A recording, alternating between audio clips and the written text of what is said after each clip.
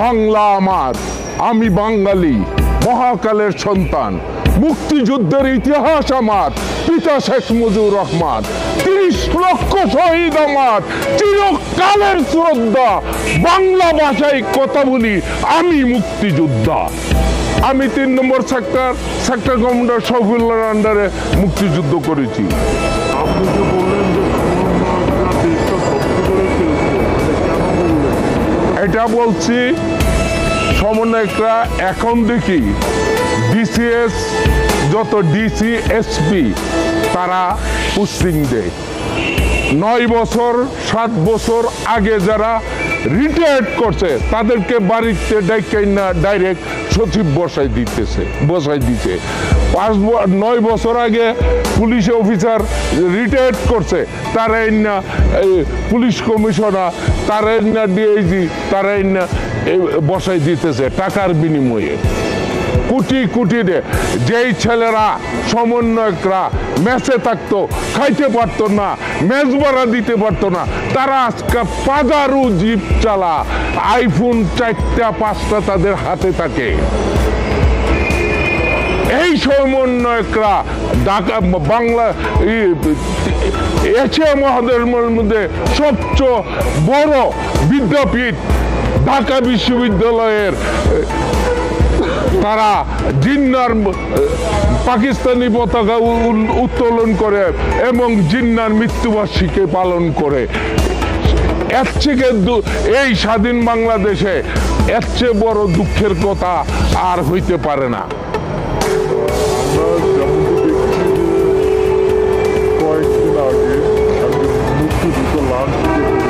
শুধু লাঞ্ছিত না, আমার চোখের পানে এসে আমার সহযোদ্ধা বীর প্রতীক, শুধু মুক্তিযোদ্ধা না, সে খেতাবপ্রাপ্ত মুক্তিযোদ্ধা, তার গলায় মানে মুক্তিযোদ্ধার গলায় মালা দেওয়া মানে বাংলাদেশের গলায় মালা দেওয়া, বাংলাদেশকে অপমান করা।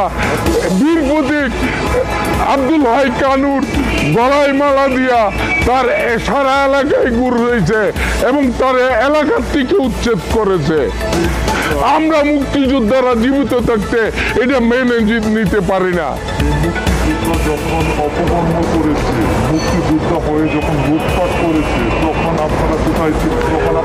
এমন কোন রেকর্ড নাই আব্দুল হাই কানু, এমন কোন প্রমাণ আপনি দেখান, একটা প্রমাণ আপনি দেখান আব্দুল হাই কানু কোনখানে লুটপাট করছে, কোন করছে।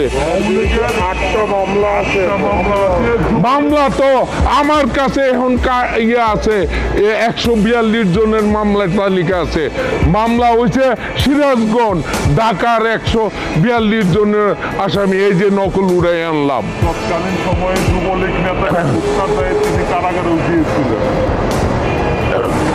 এখন মামলা তো তখন তিনি তো মুক্তিযুদ্ধ না, মামলা এমন ভাবে হইতেছে, মামলা যেখানে আওয়ামী লীগের আমলের মামলা, তখন আপনি কোথায় কার নামে মামলা হচ্ছিল? কানুন নামে 8টা মামলা আছে, সেগুলো একটা প্রমাণ মামলা আপনি বলতেছেন, আমি শুনতেছি, আমি বলবো আপনি শুনবেন, আমি প্রমাণ দিয়া কথা বলবো, আপনি যে মামলা হয়েছে একটা ডকুমেন্ট দেখান তার কানুন নামে মামলা।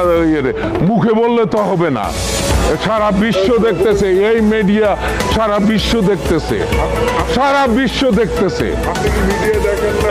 আমিও দেখি, আমি সারাদিন এই নেটে থাকি,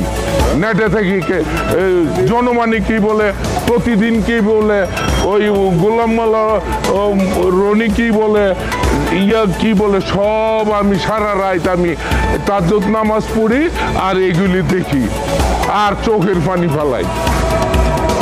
এখন জামাতের তারা করছে, এখন মুক্তিযুদ্ধকে যারা অস্বীকার করে তারা তো এটা করতেই পারে, তাদের জন্য কোনো ব্যাপার। যেখানে নেই সর্বোচ্চ বিদ্যাপীঠ ঢাকা বিশ্ববিদ্যালয়ে জিন্নার, যেখানে আমরা পরাজিত শক্তি জিন্নার মৃত্যুবার্ষিকী পালন করে এবং পাকিস্তানি পতাকা উড়াইতে পারে, এর চেয়ে দুঃখের বিষয় আর আপনারা নতুন প্রজন্ম, আপনারা স্বাধীন বাংলাদেশের সন্তান, আপনাদের বিবেককে প্রশ্ন করেন এটা ঠিক কিনা।